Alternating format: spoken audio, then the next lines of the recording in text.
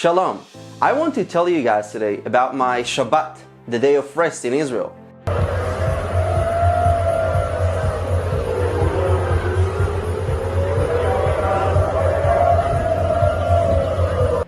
Because it wasn't really a day of rest for us. On Saturday mornings, I like to read my Bible with a good cup of coffee, so I did that today. I read Jeremiah 1. And while I was reading, the rocket sirens were sounding and my personal Bible study was interrupted and I needed to run to the bomb shelter to take cover. Thankfully, where I live, we have a minute and a half to take cover, so I was able to run to the nearest shelter on time. But actually, many families in southern Israel have only 15 seconds to take cover to save the lives of their families and children. So if they are outdoors and the sirens goes off, if they don't sprint, they will not make it on time. Anyways, so I reached the shelter in my neighborhood.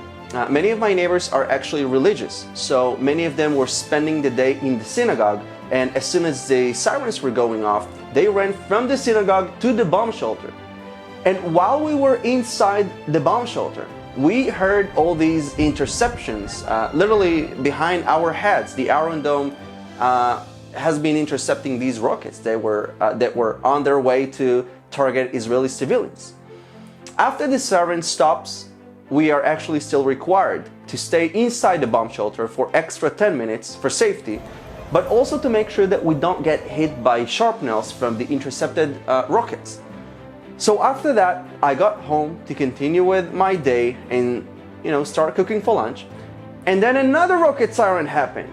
Can you imagine if this happened to you, your family, your children, rockets on your city? Over half of Israel's entire population ran to bomb shelters in the past few days. Many families are sleeping in bomb shelters tonight because we are dealing with terrorist organizations that are targeting us, civilians. On that note, I want to thank you. I have been receiving tens of thousands of messages from you, and I have to say that they are touching my heart. To see people praying for us, standing up for Israel, and sharing the truth, that's exactly what we need right now. Israel will continue to defend itself, and terrorism will be uprooted because it has no future in a peaceful Middle East.